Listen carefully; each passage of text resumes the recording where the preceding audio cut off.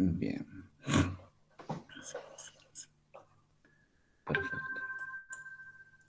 Bueno, en la clase anterior habíamos visto cómo hacíamos para valorar el sistema osteomuscular, ¿no? Este sistema que en este caso estaba comprendido por lo que iban a ser todas las estructuras óseas, o sea, los huesos en sus diferentes formas, todas las articulaciones que iban a participar en la unión de estas estructuras óseas, ¿no? Para, en este caso, me decía, formar algún tipo de cavidad o algún tipo de extremidad y después en este caso, las estructuras musculares que eran las que estaban, en este caso, que cumplían la función de agarrar y de generar el movimiento de esta estructura osteoarticular, porque la estructura osteoarticular solamente no iba a poder generar movimientos porque iba a ser una estructura estática.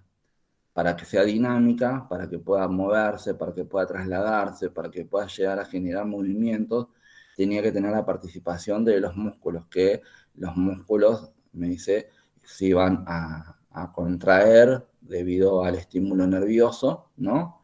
Y iba a hacer de que pueda generarse los movimientos correspondientes y el traslado. Estas estructuras óseas, por algún motivo, como puede llegar a ser un traumatismo específicamente, puede llegar a verse comprometido su integridad, ¿no? Esto de que pueden llegar me dice, a fracturarse o, me dice, en este caso, empezar a lesionarse, ¿no? Empezar con todo lo que sería una lesión dentro de la estructura ósea hasta que se pueda llegar a completar y generarse lo que nosotros vamos a denominar la fractura. Pero vamos a ver que las fracturas se pueden llegar a dar, mayormente se van a dar por presión de algún factor externo, ¿no? Sobre la propia estructura. Si bien la estructura tiene resistencia, pero sobrepasada esa resistencia, se genera el daño, se genera la ruptura. Entonces me dice que en este caso la fractura ósea va a ser un traumatismo que va a estar caracterizado, ¿no? Por la pérdida de continuidad del hueso involucrado. En esto que me está diciendo, se está rompiendo, se está generando una lesión en donde ya hay pérdida de continuidad del hueso. Me dice, se puede deber a una lesión, ¿no? Se puede deber a una enfermedad, supongamos la osteoporosis, que hace, o ustedes van a leer que lo que hace es empezar a bajar la densidad propia ósea, ¿no? Y en este caso, debilitar el hueso y en este caso no poder soportar algún tipo de presión, ¿no? Que sea mayor a la de su resistencia y romperse con más facilidad, ¿no? O al estrés derivado de traumas repetitivos. Esto de que, bueno, de que yo estoy continuamente sufriendo algún tipo de traumatismo, vamos a decir, en la misma zona, llega un momento de que, dice, el hueso se llega a generar un estrés sobre la misma estructura ósea, lo que va a generar que este hueso no resista más y se rompa, ¿no? Me dice, las fracturas se van a clasificar por diferentes tipos de, en este caso, criterios, ¿no? O sea, no es específicamente un criterio o una sola de las causas que me pueden llegar a dar la fractura. Me dice, se van a clasificar en la cantidad de fragmentos que van a resultar de esas fracturas. O sea, si se va a fracturar en dos partes, en tres o en más partes, ¿no? Ahora lo vamos a ver. Se va a clasificar también en el trazo de la línea de fractura, según cómo se generó, en este caso, la pérdida de continuidad, en este caso del hueso. Se va a clasificar también por la exposición del hueso o no. Esto de que podemos tener fracturas abiertas, fracturas cerradas. Me dice, se puede clasificar también por la relación de los fragmentos entre sí, esto que si los fragmentos están cercanos o están alejados, ¿no? Se puede también clasificar por la extensión del trazo en cuanto a la fractura, ¿no? También se puede clasificar por el mecanismo que me produjo la fractura o, en este caso, la ubicación del hueso. Entonces me dice que en la primera clasificación, que era según la cantidad de fragmentos, íbamos a tener, en este caso, fracturas simples, me dice fracturas múltiples, que en este caso me está hablando de una fractura, vamos a decir, que tiene varias partes del hueso, y la fractura incomminuta, que la fractura incomminuta mayormente es por aplastamiento. La fractura incomminuta vamos a ver de que vamos a tener dos partes de la estructura ósea, pero va a haber una sección o una parte de la estructura ósea que se va a generar como si fuesen pedacitos del hueso, ¿no? Que va a ser por aplastamiento, ¿no? En vez de, vamos a decir, dividirse en dos partes, se va a dividir en varias partes chiquititas como si fuese que yo lo hubiese aplastado. Mayormente es como cuando le cae, en este caso, algún hierro o un pedazo de material pesado sobre la estructura ósea y me la va desgarrando y me la va partiendo en partes chiquititas, ¿no? Bien, después decía que estaba clasificado por el trazo o la línea de fractura, ¿no? Que en este caso me decía, me decía, podían ser oblicuas, que van a ser como si fuesen en diagonal. Bueno, me dice, puede ser transversa. Las transversas son, vamos a decir, más derecha la fractura, ¿no? Es como una línea horizontal que se le va a hacer, en este caso, al hueso, ¿no? En tallo verde mayormente es como cuando vieron ustedes, tiene un arbolito que está creciendo, que tiene su tronco que no, en este caso, que no es muy grueso, y uno por ahí dobla ese árbol y el árbol va a generar resistencia hasta que se parte, pero va a tener una parte del hueso que va a estar unida, ¿no? Y otra parte que va a estar quebrada. O sea, ese hueso se va a dividir como en tres partes. Una que va a continuar toda la longitud del tallo y otra parte o la otra mitad del tallo se va a partir en dos, ¿no? Se llama entallo verde. Después me dice que iba a clasificar por la exposición del hueso. Podía ser, en este caso, una fractura cerrada, ¿no? Porque me dice el hueso se va a romper, pero no se va a exponer hacia el exterior.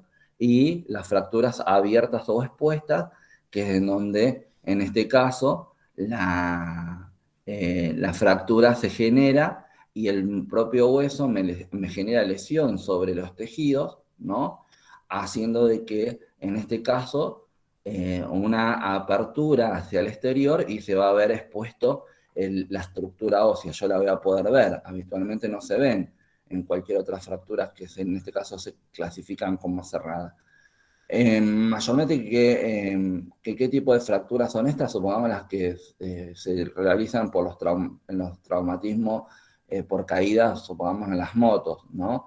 En donde por la fuerza del impacto hace de que el hueso en este caso, se parta en dos, ¿no? Y esa parte del hueso que quedó afilada por la fractura, me lesione los tejidos y se exteriorice, ¿no? Y quede expuesto, en este caso, el hueso. Mayormente eso sucede con los huesos largos, ¿no? No va a suceder habitualmente no sucede con los huesos cortos ni con los huesos planos. Mayormente son los huesos largos los que tienen todo este tipo de exposiciones, ¿no?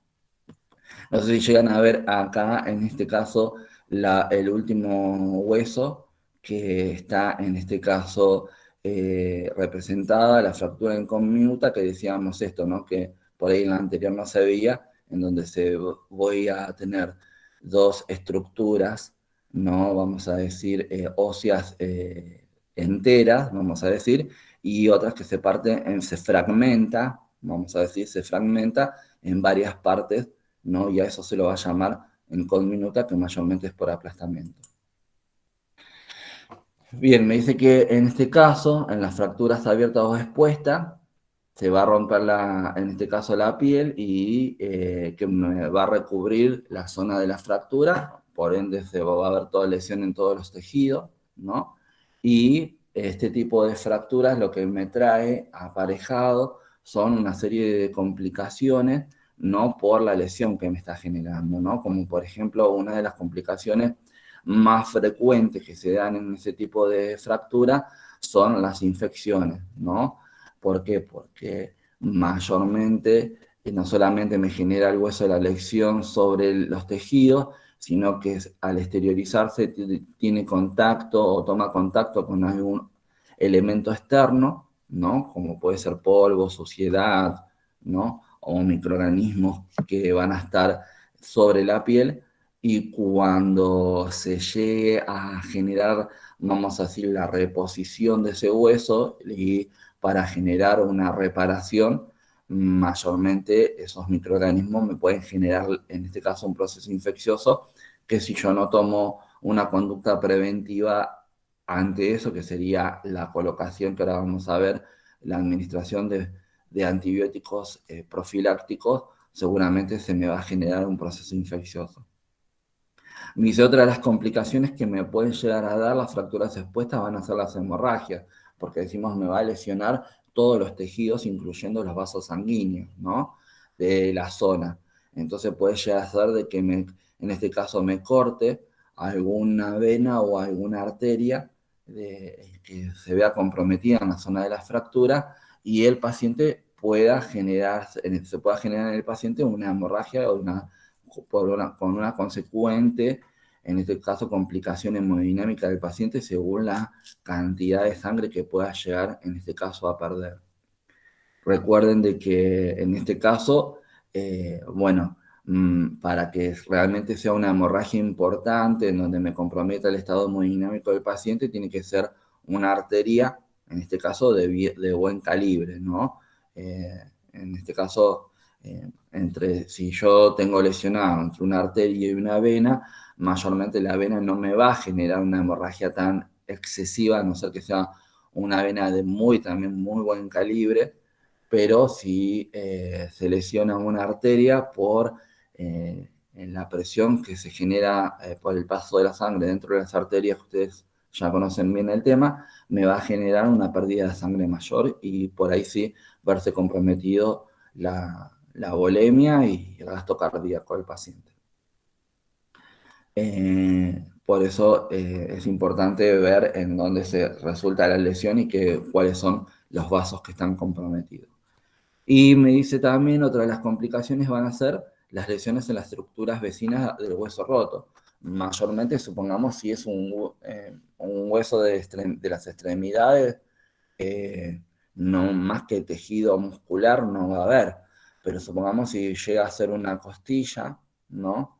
En este caso, y la fractura no es expuesta, sino es una fractura interna, puede llegar a, en este caso, lesionar también órganos, en este caso, aledaños a la estructura ósea. Bien, entonces decía después, el otro criterio era la relación de los fragmentos entre sí, ¿no? Que me habla sobre el desplazamiento que puede llegar a haber, en este caso, de la estructura ósea. Cuanto más desplazado esté, fíjense en la segunda imagen, ven que está más superpuesto, ¿no? Va a generar, me dice la clasificación con desplazamiento. Entonces, acá vamos a ver que se va a ver acortado la longitud, en este caso, del muslo, y en este caso para generar la cicatrización del hueso, ¿no? Vamos a decir, va a haber que utilizar otros métodos, como por ejemplo son las tracciones, que son un método que se utiliza habitualmente para mantener el hueso alineado hasta que se empieza a cicatrizar y hasta que se empieza a generar el callo, ¿no? Que va a ser lo que va a unir después ambas estructuras óseas. Me dice, ¿cuáles son las señales de las fracturas? O sea, ¿cuál es la sintomatología que por ahí puede llegar a verse evidenciada en un paciente que sufre una fractura? Me dice, El dolor, obviamente, que va a haber un dolor intenso, ¿no? Que se va a incrementar con el movimiento de la zona en la cual se fracturó, por eso tiene que estar mayormente inmovilizada, ¿no? O generarse la inmovilización en este caso, la extremidad, si las fracturas en las extremidades, ¿no? Va a haber una inmediata inflamación, un proceso inflamatorio, ¿no? En este caso de la zona por la lesión. Recuerden que eso lo habíamos visto en esto de lo que era el sistema inmunológico y cómo se generaban los sistemas de defensa, ¿no? Que primero estaba el proceso inflamatorio, ¿no? Bien, ese proceso inflamatorio se va a generar en la zona de la fractura y me dice, se puede ir extendiendo a medida que vaya pasando el tiempo y a medida de que, en este caso, no se realice una intervención adecuada para mejorar, en este caso, la situación del paciente. Me dice, puede llegar a haber una deformación de la zona fracturada cuando el hueso se desplazó y en este caso pero no se exteriorizó, ¿m? En donde yo voy a ver de que el hueso está en una posición que no es la habitual, no es la que le corresponde. Entonces voy a ver que esa zona de esa extremidad está deformada, ¿no? Bien, después dice va a haber impotencia funcional, porque en este caso siempre hablando de las extremidades va a quedar, no voy a poder generar movimientos, entonces eso me va a generar la pérdida de la función de la extremidad. Supongamos, si es un brazo, ¿no? Si es una extremidad superior, no voy a poder agarrar nada, ni voy a poder, en este caso, generar movimiento, lo mismo que me va a pasar con las extremidades inferiores, no me voy a poder parar, no voy a poder, en este caso, apoyar la extremidad inferior, no voy a poder someterla a presión que me va a generar el peso propio del cuerpo. Entonces eso me va a generar, en este caso, la pérdida funcional de la extremidad, ¿no? Me dice que en este caso el grado de disfunción, ¿no? Va a depender del hueso que esté, en este caso, afectado y el tipo de lesión que tenga ese hueso, ¿no? Y va a haber también un enrojecimiento de la zona, en este caso, de la fractura, cuando mayormente son cerradas, ¿no?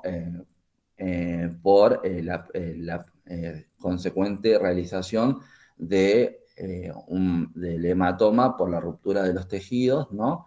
Y la probable inflamación o el probable edema que se puede llegar a generar en la zona por la lesión, ¿no? Mayormente en las fracturas expuestas va a haber también un enrojecimiento periférico a la zona de la lesión, ¿no? Que también va a ser producto del traumatismo. Me dice, ¿cuáles son las complicaciones que me traen las fracturas también? En este caso, lo que nosotros vamos a conocer como el síndrome compartimental, ¿no? ¿Qué significa esto? De que supongamos la fractura, los huesos estos fracturados que perdieron esta solución de continuidad, me pueden generar compresión, en este caso vascular, ¿no? Y compresión también nerviosa, ¿no? Tanto en los vasos de la zona como en los tejidos que me van a inervar, en este caso la extremidad. Mayormente, como dijimos, por esta compresión vascular no solamente van a estar comprimidos los vasos sanguíneos, sino también me dice los vasos linfáticos. Recuerden que la función de los vasos linfáticos era el drenaje del tejido, del líquido intersticial, ¿no? Para generar, vamos a hacer un ambiente óptimo en el espacio intersticial.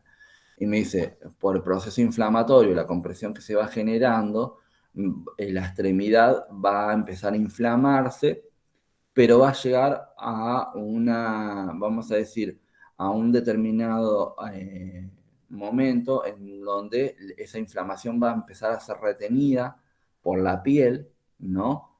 y se va a empezar a generar lo que se llama esto síndrome compartimental, que es la inflamación del miembro con la consecuencia compresión de los vasos sanguíneos y linfáticos, generando de que no haya circulación, ¿no? Que no haya circulación y viendo que se puede llegar a comprometer la zona, vamos a decir, más periférica de la extremidad en donde se generó la lesión, con la posibilidad que después haya pérdida del miembro, ¿no?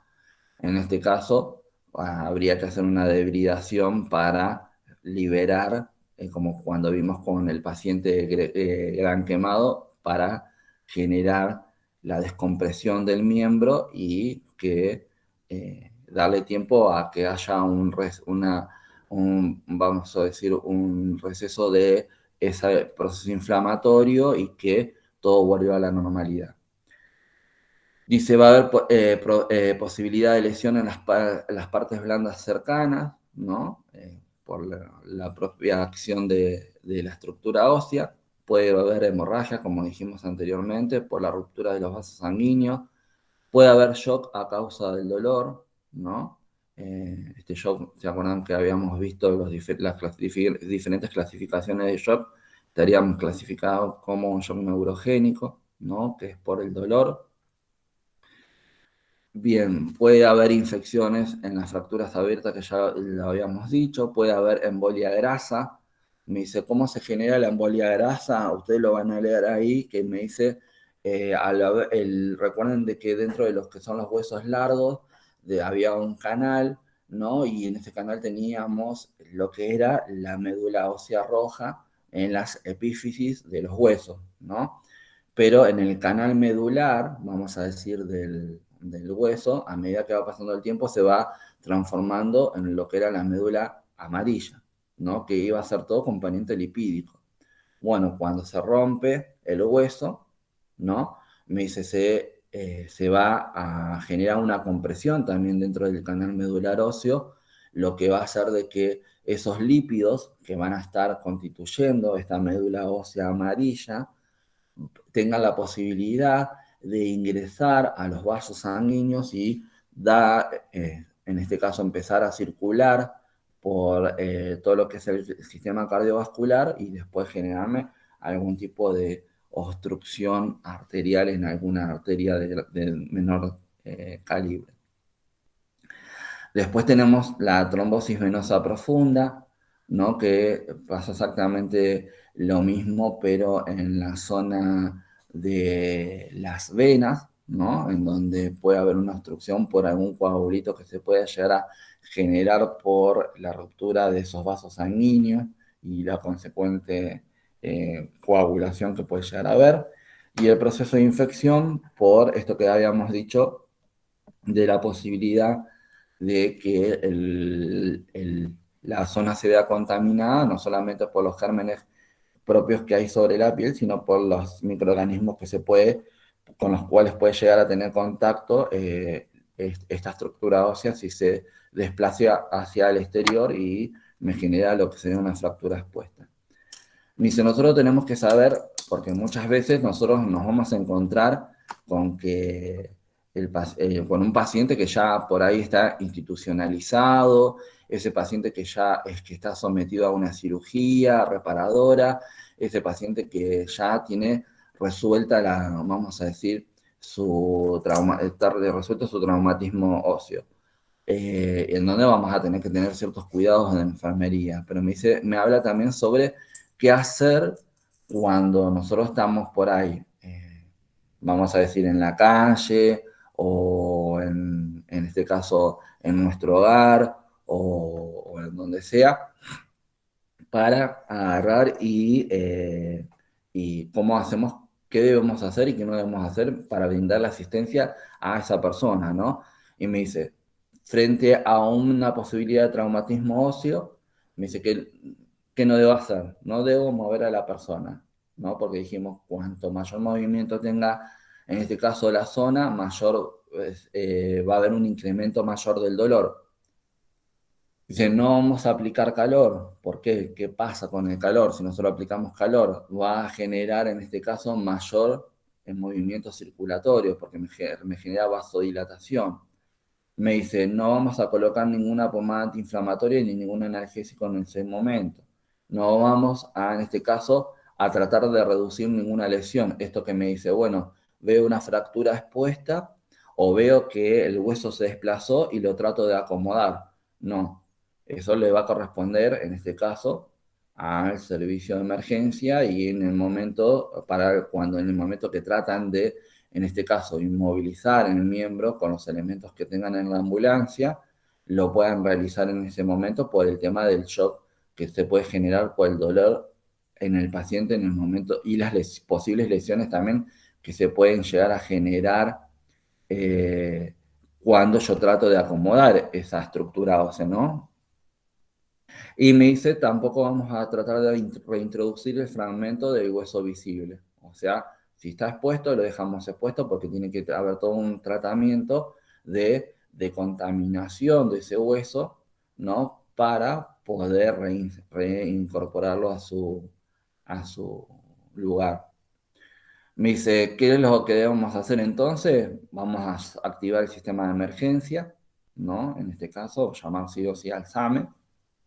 Vamos a explicarle a la persona lesionada cuáles son los pasos que vamos a seguir, esto que lo vamos a tratar de mantener inmóvil, vamos a tratar de agarrar y que ya va a venir la ambulancia, que se lo va a llevar al hospital y que bueno, que se le va a dar toda la asistencia correspondiente.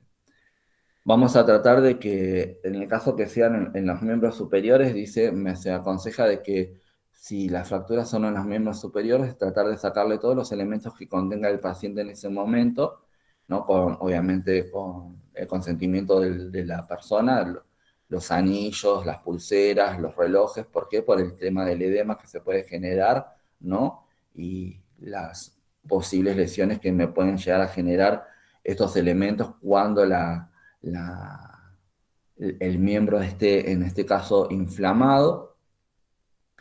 Me dice, lo que sí se puede hacer es se puede aplicar frío, porque recuerden que la aplicación del frío hacía de que las terminales nerviosas periféricas se inactiven momentáneamente y reduzca el dolor, ¿no? Me dice, recordemos que cuando aplicamos frío tenemos que proteger la piel para no generar, en este caso, de que me calme el dolor, pero a la vez yo quemarle la piel al paciente por efectos del frío, cuando le ponemos hielo, en este caso al paciente, y bueno, y esperar la llegada de la emergencia médica. ¿Qué se aconseja para la inmovilización, en este caso de los miembros superiores o los miembros superiores? Me dice, mayormente, me dice, vamos a agarrar y vamos a utilizar, en este caso, lo que van a ser férulas que las podemos, en este caso, improvisar, me dice, ¿no? Vamos a ver de que después el servicio de emergencia va a traer su propia férula, pero en el caso que por ahí no tengamos cercanía o accesibilidad por la zona en donde estemos al servicio de emergencia, bueno, decimos cómo hacemos para trasladarlo y cómo hacemos para inmovilizar en este caso el miembro, para que no le genere mayor movimiento, mayor traumatismo, mayor dolor. Y me dicen, mayormente se coloca al paciente en posición supina, ¿no? Se va a tratar de alinear las piernas, se pueden colocar dos trozos o dos listones de madera en ambos lados del miembro inferior que está, en este caso, lesionado, ¿no? Vamos a tratar de que ahí sea acolchada, pero lo vamos a hacer eso le podemos poner algún tipo de ropa o mayormente alguna toalla como para que sea más acolchado y sea, en este caso, no sea tan rígido. Y me dice, le vamos a colocar una férula, me dice, en la cara externa del lado afectado y otro de la cara interna y generar, en este caso, ataduras con el elemento que tengamos, que pueden ser cinta adhesiva, puede ser con otros retazos de tela, ¿no? Como para generar, me dice, la inmovilización del miembro, ¿no? Y me dice ustedes van a ver que me dice no solamente en el propio miembro, sino también de tratar en este caso, eh, estabilizar ese miembro con el miembro que va a estar sano en este caso, ¿no? Por eso van a ver la figura que tiene las ataduras, van a ver las ataduras solamente en el miembro afectado y después con el miembro que en este caso está sano, vamos a decir. Ven, en esta imagen se ve mejor el tema de la inmovilización. En el caso del tobillo, me dice, mayormente puedo utilizar una toalla o un toallón, ¿no? Vamos a generar tipo como una cápsula en la zona del tobillo y lo vamos a atar como para que se evite el movimiento. Y también le vamos a generar, en este caso, las ataduras, en este caso, para fijar, como me dice ahí el montaje, para generar la inmovilización del miembro. En el caso de que sea en la zona de los dedos, me dice, puedo utilizar solamente cinta adhesiva, puedo utilizar una maderita, así tipo como si fuese un bajalengua, ¿no? O un palito de helado, ¿no? Si tenemos cerca la mano, ¿no? Obviamente, o también un pedacito de madera que sea del tamaño adecuado, y lo voy a encintar, ¿no? Con cinta adhesiva, y voy a tratar de inmovilizarlo con el dedo siguiente, ¿no? A que va a estar sano, pero que le va a generar en este caso un proceso de bloque en donde no va a tener tanto movimiento, en este caso el dedo va a estar afectado. Y se me aconseja en el caso de los de los miembros superiores también, igual que los miembros inferiores, colocar dos tablas tipo félula, ¿no? Hacer las ataduras y en este caso generar con un cabestrillo, ¿no? La inmovilización del miembro para no generar movimientos en la zona y que el paciente no le duela tanto hasta llegar obviamente al hospital y que eh, el, se le genere la escayola correspondiente o el yeso correspondiente y el tratamiento que se le va a hacer. Bien, fíjense en esta imagen de acá, en la imagen izquierda, ahí se evidencia una deformación por desplazamiento del hueso. Ven que se nota bien que el hueso está desplazado y me deformó, en este caso, el miembro. Bien, eso que decía hoy que podía llegar a haber deformaciones, ¿no? Bueno, me dice, ¿cómo se va a hacer el diagnóstico? Bueno, en primer lugar, como siempre, la anamnesis de ingreso. Esto no solamente la observación, sino también el interrogatorio del paciente, ¿no? El interrogatorio de urgencia, acuérdense de que en este caso el paciente por ahí no va a estar dispuesto a responderme o no es el momento para hacerle todo el interrogatorio completo al paciente para saber toda la historia de salud del paciente, pero debemos indagar sobre la situación, sobre la situación clínica del momento, ¿no? Y cómo sucedió. Vamos a generar la exploración física, ¿no? Para ver en este caso cuáles son los signos y síntomas que en este caso podemos llegar a detectar. Se le va a realizar radiografías para ver el estado óseo, ¿no? Como la que vemos acá, donde vemos en este caso eh, la ruptura del fémur. Se pueden hacer gammagrafías también, no solamente para ver las estructuras óseas, sino también para ver la circulación que va a haber y si está afectada o no la circulación del miembro.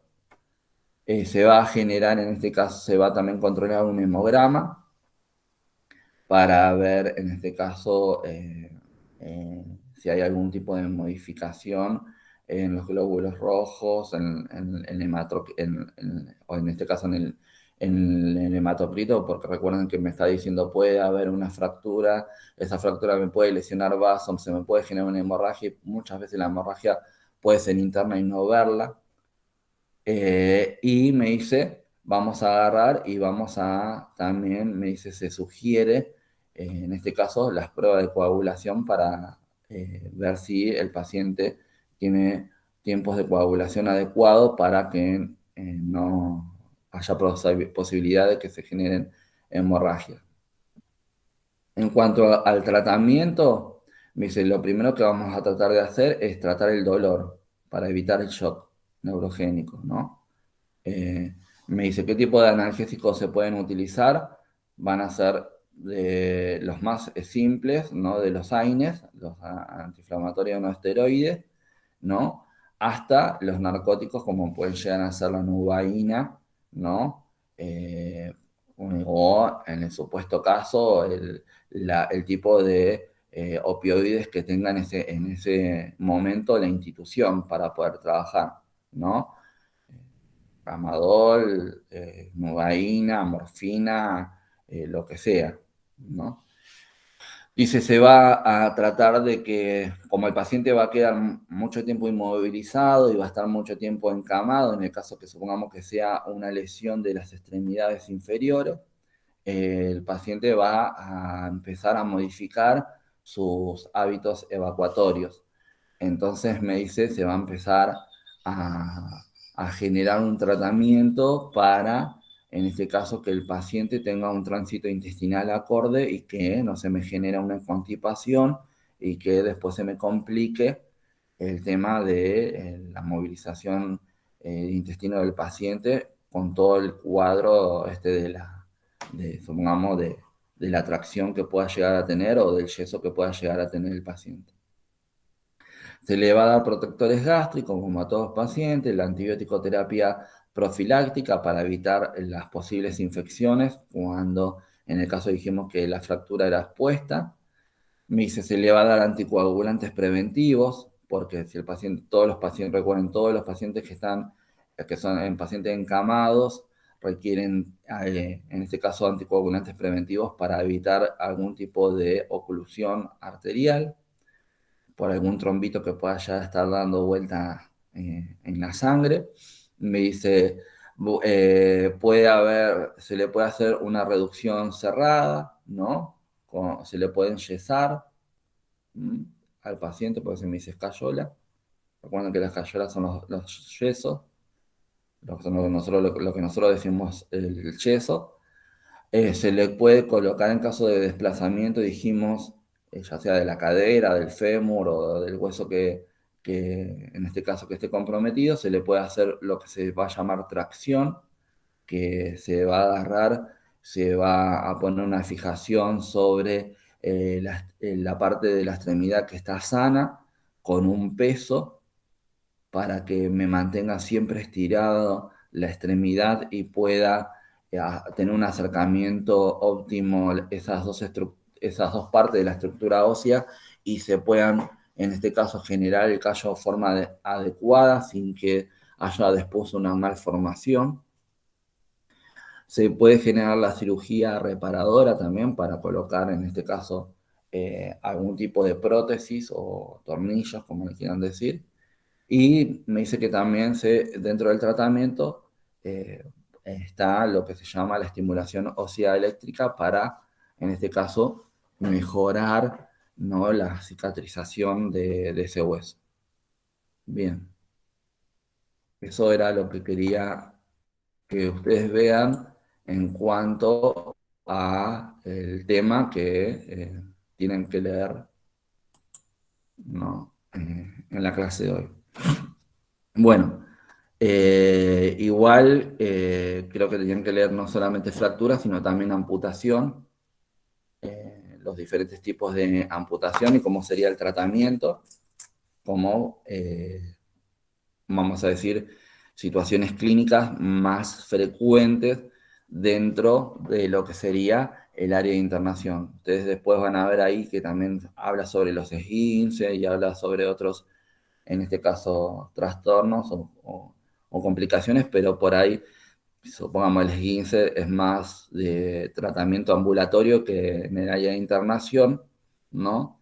Pero bueno, el tema de la fractura y la amputación, nosotros vamos a intervenir más frecuentemente dentro del área de internación y más aún a aquellos enfermeros que le toque trabajar en el área de urgencia, ¿no? en el área quirúrgica o en el área de ortopedia, ¿no? Es en el área de emergencia y quirúrgica porque va a ser la primera asistencia que va a recibir este paciente para reparar, en este caso, o no, si tiene una fractura expuesta, su fractura, ¿no? Pero después, en el área de internación de ortopedia, aquel enfermero que esté asignado al área va a tener mayor, dice, contacto con estos pacientes y mayor intervención en cuanto a las actividades diarias de enfermería. Bien, ¿tiene alguna preguntita con respecto a este tema que vimos?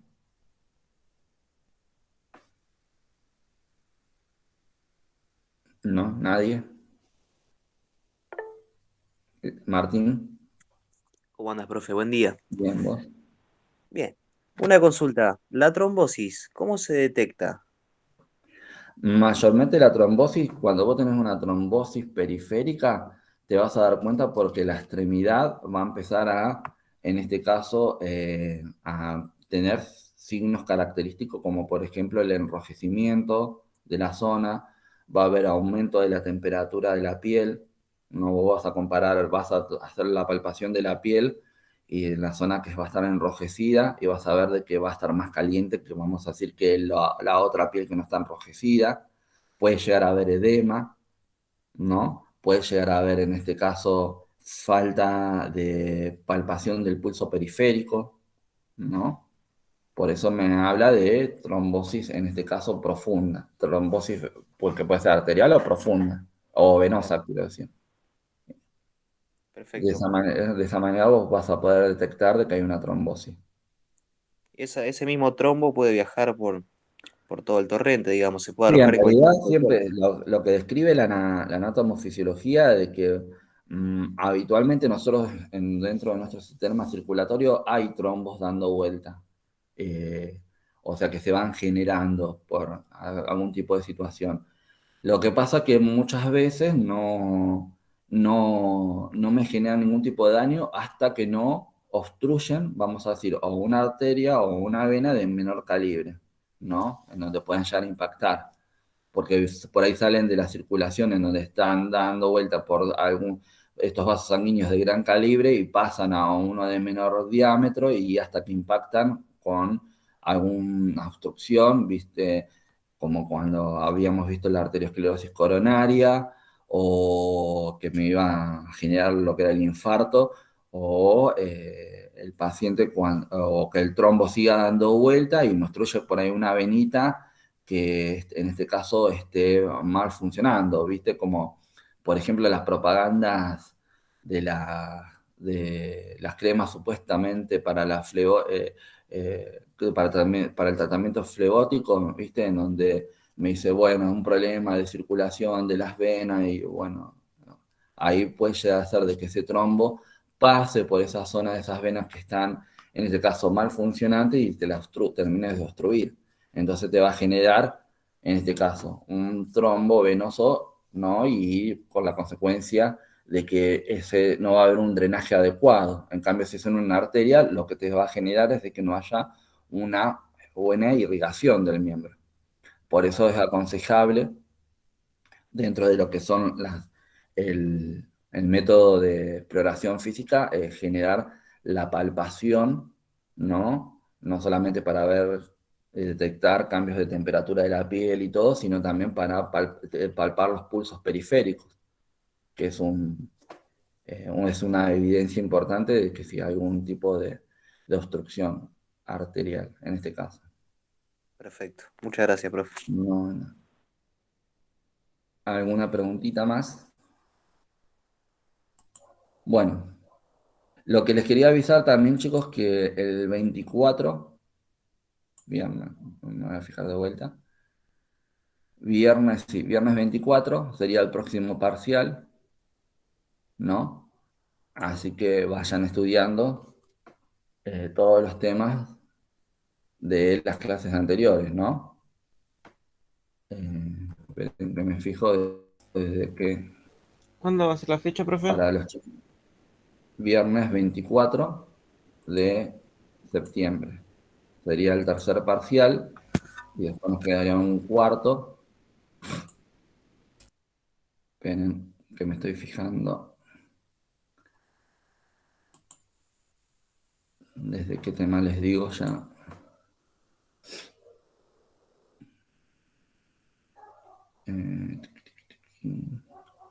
Bueno, sería desde pacientes con infección, trastornos de la inmunidad, trastornos endocrinos, ahí el tema fundamental dentro de trastornos endocrinos se juegan que era diabetes y todos trastornos osteomusculares, hasta donde lleguen. ¿Estamos de acuerdo?